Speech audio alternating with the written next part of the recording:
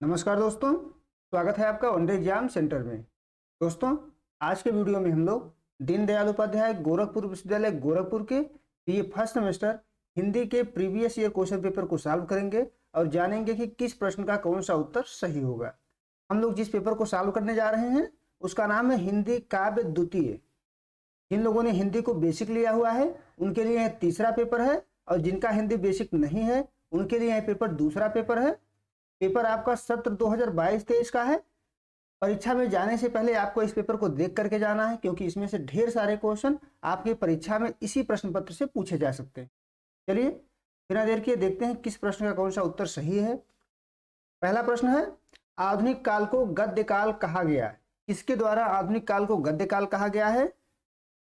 ए है मिश्र बंधु द्वारा, बी है रामचंद्र शुक्ल द्वारा, सी है गणपति चंद्र गुप्त द्वारा और डी है इनमें से कोई नहीं। बी ऑप्शन यहाँ पर सही हो जाएगा। रामचंद्र शुक्ल ने आधुनिक काल को गद्य काल कहा है, तो पहले का बी ऑप्शन आपका सही हो जाएगा। दूसरा प्रश्न है, आधुनिक काल को प्रथम उत्थान की संज्ञा दी है। किसने आधुनिक काल को प्रथम उत्थान की संज्ञा दी है? ए है रामविलास शर्मा ने, बी है हजारी प्रसाद द्विवेदी ने, सी है रामचंद्र शुक्ल ने और डी है इनमें से कोई नहीं। सी ऑप्शन सही हो जाएगा आपका। रामचंद्र शुक्ल ने आधुनिक काल को प्रथम उत्थान की संज्ञा दी है। आगे बढ़ते हैं, तीसरा प्रश्न देखते हैं। पैधन विदेश चली जात यह अति ख्वारी प्रसिद्ध पंक्ति है। यह प्रसिद्ध पंक्ति किसकी है? ए है भारतेंदु हरिश्चंद्र की, बी है राधाचरण गोस्वामी की, सी है बद्री नारायण चौधरी की और डी है राधा कृष्ण दास की। ये ऑप्शन आपका सही हो जाएगा। यह जो पंक्ति है, पैधन विदेश चली जात यह अति ख्वारी भारतेंदु हरिश्चंद्र की पंक्ति है। ये ऑप्शन आपका तीसरे का सही हो जाएगा। चौथा प्रश्न है, निम्नलिखित में से किसका संपादन भारतेंदु ने नहीं किया है? पत्रिका दिया हुआ है नीचे, आपको बताना है कि इसमें से किस पत्रिका का संपादन भारतेंदु हरिश्चंद्र ने नहीं किया है। तो बाला बोधनी का संपादन उनके द्वारा किया गया है, कवि वचन सुधा का भी संपादन किया गया है, हरिश्चंद्र मैगजीन का भी संपादन उनके द्वारा किया गया है, हिंदी प्रदीप का संपादन उनके द्वारा नहीं किया गया है। तो चौथे का बी ऑप्शन आपका सही हो जाएगा। हिंदी प्रदीप जो पत्र है उसका संपादन बाल कृष्ण भट्ट के द्वारा किया जाता था। आगे बढ़ते हैं, पांचवा प्रश्न देखते हैं। निम्न में से कौन द्विवेदी युग का कवि नहीं है? आपको बताना है कि इसमें से कौन सा कवि द्विवेदी युग का नहीं है। ए है श्रीधर पाठक, बी है रामनरेश त्रिपाठी, सी है मैथिली शरण गुप्त और डी है प्रताप नारायण मिश्र। डी ऑप्शन आपका सही हो जाएगा। प्रताप नारायण मिश्र जो है द्विवेदी युग के कवि नहीं है, ये भारतेंदु युग के कवि हैं। तो पांचवे का डी ऑप्शन आपका सही हो जाएगा। छठा प्रश्न है, खड़ी बोली में लिखा गया प्रथम महाकाव्य है। इसमें से कौन सा खड़ी बोली में लिखा गया पहला महाकाव्य है? आपको बताना है। ए है साकेत, बी है प्रिय प्रवास, सी है चुभते चौपते और डी है इनमें से कोई नहीं। डी ऑप्शन यहाँ पर आपका सही हो जाएगा। प्रिय प्रवास जो है खड़ी बोली में लिखा गया प्रथम महाकाव्य है। इसकी रचना 1914 ईस्वी में अयोध्या सिंह उपाध्याय हरिऔध के द्वारा की गई थी। आगे बढ़ते हैं, सातवां प्रश्न है, छायावाद स्थूल के प्रति सूक्ष्म का विद्रोह है, यह कथन है। यह कथन किसके द्वारा कहा गया है? यह डॉक्टर नगेंद्र का, बी है हजारी प्रसाद द्विवेदी का, सी है रामचंद्र शुक्ल का और डी है नंद दुलारे वाजपेयी का। ये ऑप्शन आपका सही हो जाएगा। छायावाद स्थूल के प्रति सूक्ष्म का विद्रोह है, यह जो कथन है डॉक्टर नगेंद्र के द्वारा कहा गया है। आगे बढ़ते हैं, आठवां प्रश्न है, निम्नलिखित में से कौन सी रचना हरिऔध की नहीं है? आपको बताना है कि इसमें से कौन सी रचना अयोध्या सिंह उपाध्याय हरिऔध के द्वारा नहीं किया गया है। नहीं पर ध्यान देना है आपको। ए है रस कलश, बी है वैदेही वनवास, सी है चोखे चौपदे और डी है पंचवटी। डी ऑप्शन आपका सही हो जाएगा। पंचवटी जो रचना है हरिऔध की रचना नहीं है, यह मैथिली शरण गुप्त के द्वारा लिखा गया है। आगे बढ़ते हैं, नौवां प्रश्न है, नील परिधान बीच सुकुमार पंक्ति कामायनी की किस सर की है? नील परिधान बीच सुकुमार पंक्ति जो है कामायनी के किस सर की पंक्ति है? यह है आशा सर की, बी है लज्जा सर की, डी है श्रद्धा सर की और सी है श्रद्धा सर की और डी है ईड़ा सर की। यहाँ पर आपका सी ऑप्शन सही हो जाएगा। नील परिधान बीच सुकुमार जो पंक्ति है श्रद्धा सर से ली गई है। आपको बता दें कामायनी जयशंकर प्रसाद के द्वारा लिखा गया है। 1935 में इसकी रचना की गई थी और इसमें कुल 15 सर्ग इनके द्वारा लिखा गया है। 10वां प्रश्न है, जयशंकर प्रसाद कृत कामायनी महाकाव्य में सर्गों की संख्या है, कितने सर्ग हैं? यह 7 सर्ग, बी है 10 सर्ग, सी है 12 सर्ग और डी है 15 सर्ग। 10वें का डी ऑप्शन आपका सही हो जाएगा। कमानी में सर्गों की संख्या कुल 15 है। 11 नंबर प्रश्न है, निम्नलिखित में से निराला की कविता नहीं है। आपको बताना है इसमें से कौन सी कविता निराला की नहीं है। ए है राम की शक्ति पूजा, बी है तोड़ती पत्थर, सी है प्रेम पथिक और डी है संध्या सुंदरी। सी ऑप्शन सही हो जाएगा। प्रेम पथिक जो है निराला की कविता नहीं है। बाकी तीनों कविताएं राम की शक्ति पूजा, तोड़ती पत्थर और संध्या सुंदरी तीनों कविता निराला के द्वारा लिखी गई है। निराला दोस्तों छायावाद के कवि हैं और छायावाद 1918 से लेकर के 1936 तक रहा है। आगे बढ़ते हैं। 12 नंबर प्रश्न है, ब्रज के लता पता मुहि कीजय प्रसिद्ध पंक्ति है। किसकी पंक्ति है आपको बताना है। ए है भारतेंदु हरिश्चंद्र की, बी है प्रताप नारायण मिश्र की, सी है सोहनलाल द्विवेदी की और डी है जयशंकर प्रसाद की। यह पंक्ति दोस्तों भारतेंदु हरिश्चंद्र की पंक्ति है और आपके सिलेबस में यह कविता लगी हुई है, ब्रज के लता पता मुहि कीजय। आपको बता दें कि सब पुराना पेपर है, पुराने पेपर के प्रश्न हैं। इसमें से ढेर सारे प्रश्न आपकी परीक्षा में पूछे जा सकते हैं, तो पेपर को पूरा देखना है, पूरा देख करके जाइएगा। आगे बढ़ते हैं।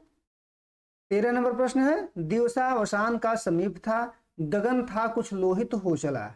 प्रसिद्ध पंक्ति में निम्न में से किस रचना से उद्धृत है। यह पंक्ति किस रचना से लिया गया है आपको बताना है। ए है कामायनी से, बी है प्रिय प्रवास से, सी है रामचरितमानस से और डी है इनमें से कोई नहीं। ये जो पंक्ति है दोस्तों प्रिय प्रवास से लिया गया है।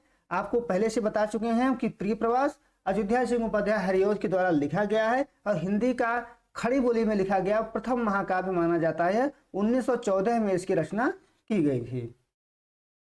आगे बढ़ते हैं। 14 नंबर प्रश्न है, प्रसाद जी द्वारा रचित कामायनी पर किस दर्शन का प्रभाव है। आपको बताना है कि जयशंकर प्रसाद की जो रचना कामायनी है उस पर किस दर्शन का प्रभाव है। यह है वैष्णव दर्शन का, बी है शाक्त दर्शन का, सी है शैव दर्शन का और डी है इनमें से कोई नहीं। 14 का सी ऑप्शन आपका सही हो जाएगा। कामायनी पर शैव दर्शन का प्रभाव है, सी ऑप्शन आपका सही हो जाएगा। 15 नंबर प्रश्न है, निम्न रचनाओं को प्रकाशन वर्ष के आधार पर बढ़ते हुए क्रम में लगाएं। आपको बढ़ते हुए क्रम में लगाना है, लेकिन दोस्तों जब इसका हम सन वाइज बढ़ते हुए क्रम में लगाने लगे तो कोई उत्तर इसमें से सही नहीं मिल रहा है, क्योंकि अरिमा अगर 1943 में आई थी, अगर हम कह देते हैं गीतिका 1936 में, सॉरी दोस्तों, गीतिका 1936 में आई थी और अरिमा 1943 में आई थी, तुलसीदास 1938 में आई थी, तो ये बैठ नहीं रहा है क्योंकि बढ़ते हुए क्रम में लगाना है।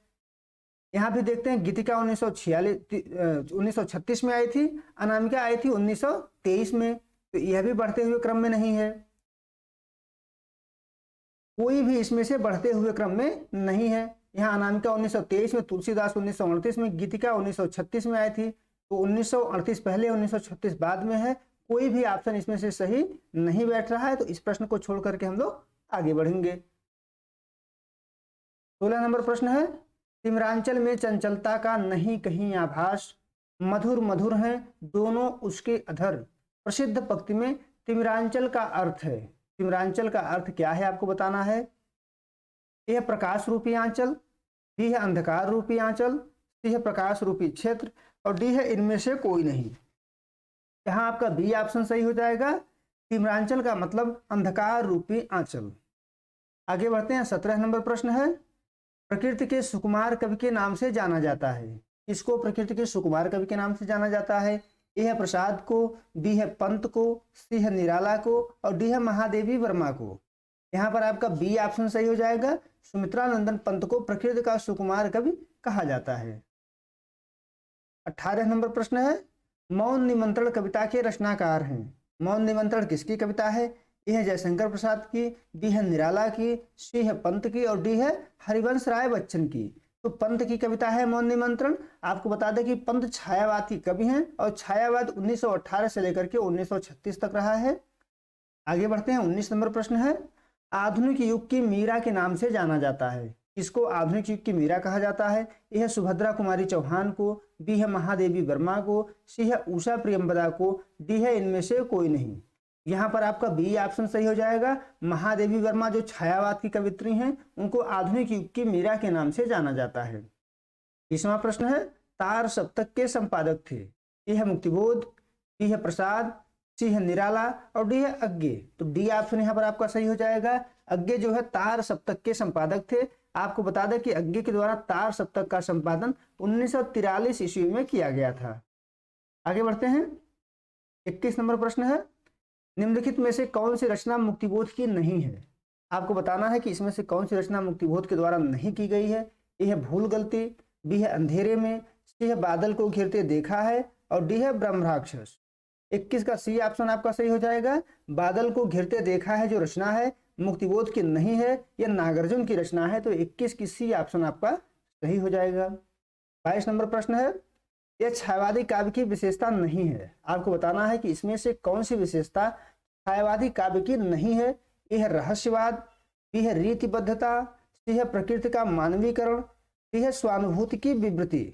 तो रीतिबद्धता जो है छायावादी कविता की विशेषता नहीं है, यह रीति काल की विशेषता है, तो बी ऑप्शन आपका 22 का सही हो जाएगा। 23 नंबर प्रश्न है, प्यारे तिहारे निहारे बिना अखिया दुखिया नहीं मानत हैं, पक्त के रचयिता हैं। इस पक्त की रचना किसके द्वारा की गई थी? यह हरिऔध के द्वारा, बी है भारतेंदु के द्वारा, सी है निराला के द्वारा और डी है मैथिली शरण गुप्त के द्वारा। यहाँ पर बी ऑप्शन सही हो जाएगा। इस पक्त के रचयिता भारतेंदु हरिश्चंद्र हैं। आगे बढ़ते हैं। 24 नंबर प्रश्न देखते हैं। निम्नलिखित में से भारतेंदु हरिश्चंद्र की रचना नहीं है। आपको बताना है कौन सी रचना भारतेंदु हरिश्चंद्र के द्वारा नहीं की गई थी। ए है प्रेम सरोवर, बी है श्यामा, सी है प्रेम माधुरी और डी है फूलों का गुच्छा। बी ऑप्शन यहाँ पर सही हो जाएगा। श्यामा जो रचना है भारतेंदु हरिश्चंद्र की नहीं है, बाकी तीनों रचनाएं भारतेंदु हरिश्चंद्र की रचना है। आपको बता दें कि जो फूलों का गुच्छा रचना है यह खड़ी बोली में लिखा गया है। भारतेंदु हरिश्चंद्र का एकमात्र काव्य संग्रह जो खड़ी बोली में लिखा गया है उसका नाम है फूलों का गुच्छा। बी ऑप्शन आपका इस प्रश्न का सही हो जाएगा। 25 नंबर प्रश्न है, प्रसाद जी का खड़ी बोली में लिखा गया प्रथम काव्य संग्रह है। यह है चित्राधार, बी है कानन कुसुम, सी है झरना और डी है लहर। यहाँ पर बी ऑप्शन सही हो जाएगा। कानन कुसुम जो है जयशंकर प्रसाद के द्वारा खड़ी बोली में लिखा गया पहला काव्य संग्रह है। इसकी रचना उन्होंने 1913 ईस्वी में की थी। आगे बढ़ते हैं। 26 नंबर प्रश्न देखते हैं। प्रगतिवादी काव्यधारा के कवि नहीं है। इसमें से कौन से कवि प्रगतिवादी काव्यधारा के नहीं है? यह केदारनाथ अग्रवाल, बी है मुक्तिबोध, सी है जयशंकर प्रसाद और डी है नागार्जुन। 26 का आपका सी ऑप्शन सही हो जाएगा। जयशंकर प्रसाद प्रगतिवादी काव्यधारा के कवि नहीं है, ये छायावाद के कवि हैं, तो सी ऑप्शन 26 का सही हो जाएगा। आगे बढ़ते हैं। 27 नंबर प्रश्न है, इनमें से कौन छायावाद की प्रवृत्ति नहीं है? आपको बताना है इसमें से कौन सी विशेषता छायावाद की नहीं है। यह है प्रकृति चित्रण, यह है वैयक्तिक अनुभूति, सी है वेदना एवं करुणा की अभिव्यक्ति, डी है शोषक वर्ग के प्रति सहानुभूति। तो डी ऑप्शन सही हो जाएगा। ऊपर की जो तीनों विशेषताएं हैं छायावाद की विशेषता है और शोषक वर्ग के प्रति सहानुभूति जो है छायावाद की विशेषता नहीं है, तो डी ऑप्शन यहाँ पर आपका सही हो जाएगा। 28 नंबर प्रश्न है, प्रगतिवाद का आरंभ माना जाता है, किस सन से प्रगतिवाद का आरंभ माना जाता है? ए है 1934 से, बी है 1935 से, सी है 1936 से और डी है 1938 से। सी ऑप्शन यहाँ पर सही हो जाएगा। 1936 ईस्वी में छायावाद का अंत हुआ था और यहीं से प्रगतिवाद का आरंभ माना जाता है। 28 का सी ऑप्शन आपका सही हो जाएगा। 29 नंबर प्रश्न है, प्रगतिवाद की प्रवृत्तियां हैं, इसमें से कौन सी प्रवृत्ति प्रगतिवाद की है? यह पूंजीवादी व्यवस्था के प्रति घृणा, यह क्रांति का आह्वान, यह प्राचीन रूढ़ियों का विरोध और डी है उपर्युक्त सभी। डी ऑप्शन आपका सही हो जाएगा। ऊपर जो तीनों विशेषताएं हैं तीनों प्रगतिवाद की विशेषताएं हैं, डी ऑप्शन आपका 29 का सही हो जाएगा। 30वां प्रश्न है, महादेवी वर्मा का प्रथम काव्य संग्रह है, इसमें से कौन सा महादेवी वर्मा का पहला काव्य संग्रह है? यह निहार, बी है रश्मि, सी है निर्जा और डी है सांध्य गीत। ये ऑप्शन आपका सही हो जाएगा। निहार जो 1930 में आई थी, महादेवी वर्मा का पहला काव्य संग्रह है। आपको बता दें कि रश्मि 1932 में आई थी, निर्जा 1935 में आई थी और सांध्य गीत 1936 में आई थी, तो ए ऑप्शन यहाँ पर आपका सही हो जाएगा। 31 नंबर प्रश्न है, नहीं छायादार पेड़ वह जिसके तले बैठी हुई स्वीकार, श्याम तन हर बधा यौवन, नत नयन प्रिय कर्म रतमन, गुरु हथौड़ा हाथ करती बार बार प्रहार, प्रसिद्ध पंक्ति किस कवि की है? आपको बताना है यह पंक्ति किसकी है। यह निराला की, बी है महादेवी वर्मा की, सी है जयशंकर प्रसाद की और डी है सुमित्रा नंदन पंत की। यहाँ पर आपका ए ऑप्शन सही हो जाएगा। निराला की पंक्ति है, निराला छायावादी कवि हैं और उनकी जो कविता है तोड़ती पत्थर, उसी कविता से यह पंक्ति लिया गया है, तो ए ऑप्शन यहाँ पर सही हो जाएगा। आगे बढ़ते हैं। 32 नंबर प्रश्न है, प्रयोगवाद के पुरस्कर्ता हैं, यानी किसके द्वारा प्रयोगवाद आरंभ किया गया था? यह निराला के द्वारा, बी है मुक्तिबोध, सी है अज्ञे और डी है नेमिचंद्र जैन। सी ऑप्शन आपका सही हो जाएगा। अज्ञे जो है प्रयोगवाद के पुरस्कर्ता हैं, तो 32 का सी ऑप्शन आपका यहाँ पर सही हो जाएगा। 33 नंबर प्रश्न है, विचार आते हैं लिखते समय नहीं, बोझ उठोते वक्त पीठ पर, प्रसिद्ध पंक्ति है। यह प्रसिद्ध पंक्ति किसकी है? यह है गजानन माधव मुक्तिबोध की, बी है अज्ञे की, सी है निराला की और डी है सुमित्रा नंदन पंत की। 33 का ए ऑप्शन आपका सही हो जाएगा। यह जो पंक्ति है गजानन माधव मुक्तिबोध के द्वारा लिखा गया है। आगे बढ़ते हैं। 34 नंबर प्रश्न है, मुझे भ्रम होता है कि प्रत्येक पत्थर में चमकता हीरा है, हर एक छाती में आत्मा अधीरा है, प्रत्येक सुस्मित में विमल सदा नीरा है। प्रसिद्ध पंक्ति में सुस्मित का अर्थ है, इसमें सुस्मित का क्या अर्थ है आपको बताना है। ए है मुस्कान, बी है सुगंध, सी है वातावरण, डी है सुंदर मुस्कान। यहाँ पर डी ऑप्शन सही हो जाएगा। सुस्मित का अर्थ होता है सुंदर मुस्कान।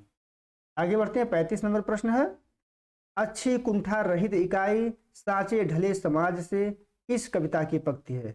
आपको बताना है कि यह पंक्ति किस कविता की है। यह मौन निमंत्रण की, बी है सामग्री का नैवेद्य दान की, सी है अच्छा खंडित सत्य का और डी है नदी के द्वीप का। यहाँ 35 का सी ऑप्शन आपका सही हो जाएगा। यह जो पंक्ति है तो अज्ञे की कविता अच्छा खंडित सत्य से लिया गया है। सी ऑप्शन 35 का सही हो जाएगा। 36 नंबर प्रश्न है, प्रथम रश्मि का आना रंगड़ तूने कैसे पहचाना, कहाँ कहाँ है बाल विहंगन पाया तूने वह गाना। प्रसिद्ध कविता का शीर्षक है। इस कविता का शीर्षक क्या है आपको बताना है। ए है रश्मि, बी है प्रथम रश्मि, सी है मौन निमंत्रण और डी है मोह। डी ऑप्शन आपका सही हो जाएगा। इस कविता का शीर्षक है प्रथम रश्मि। सुमित्रा नंदन पंत के द्वारा इस कविता की रचना की गई है। 37 नंबर प्रश्न है, चांद का मुंह टेढ़ा है चर्चित कविता है, किसकी कविता है आपको बतानी है। ए है मुक्तिबोध की, बी है अज्ञे की, सी है शमशेर की और डी है भवानी प्रसाद मिश्र की। यहाँ पर 37 का ए ऑप्शन आपका सही हो जाएगा। चांद का मुंह टेढ़ा है जो कविता है मुक्तिबोध के द्वारा लिखा गया है।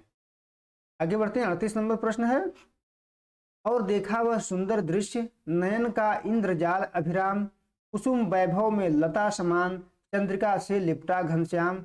उपयुक्त पंक्तियों में किसका सौंदर्य निरूपित है? इस पंक्तियों में किसका सौंदर्य निरूपित है? ए है प्रकृति का, बी है हिमालय का, सी है श्रद्धा का और डी है मनु का। यहाँ पर आपका सी ऑप्शन सही हो जाएगा। इन पंक्तियों में श्रद्धा के सौंदर्य का वर्णन किया गया है। आगे बढ़ते हैं। 39 नंबर प्रश्न है, उषा सुनहले तीर बरसती जय लक्ष्मी सी उदित हुई, उधर पराजित काल रात्रि भी जल में अंतर निहित हुई। प्रसिद्ध पंक्ति है, किस सर्ग से है? ए है आशा सर्ग से, बी है चिंता सर्ग से, सी है श्रद्धा सर्ग से और डी है इनमें से कोई नहीं। यहाँ पर ए ऑप्शन सही हो जाएगा। यह जो पंक्ति है काव्यायनी के आशा सर्ग से ली गई है। आगे बढ़ते हैं। 40 नंबर प्रश्न है, हे महाबुद्ध मैं मंदिर में आई हूँ, रीते हाथ फूल मैं ला न सकी। प्रसिद्ध पंक्ति में रीते हाथ से तात्पर्य है। ए है भरा पूरा हाथ, बी है खाली हाथ, सी है बलिष्ठ हाथ और डी है इनमें से कोई नहीं। यहाँ पर जो है बी ऑप्शन आपका सही हो जाएगा। रीते हाथ का आशय है खाली हाथ। उम्मीद है दोस्तों आपको ये वीडियो पसंद आया होगा। आपको परीक्षा में जाने से पहले इस वीडियो को पूरा देखकर जाना है ताकि आपका पूरा प्रश्न सही हो सके, क्योंकि इसमें से ढेर सारे प्रश्नों की आने वाली परीक्षा में आने की संभावनाएं हैं। आप हमारे चैनल को सब्सक्राइब करिए, वीडियो को लाइक करिए, शेयर करिए। बहुत बहुत धन्यवाद।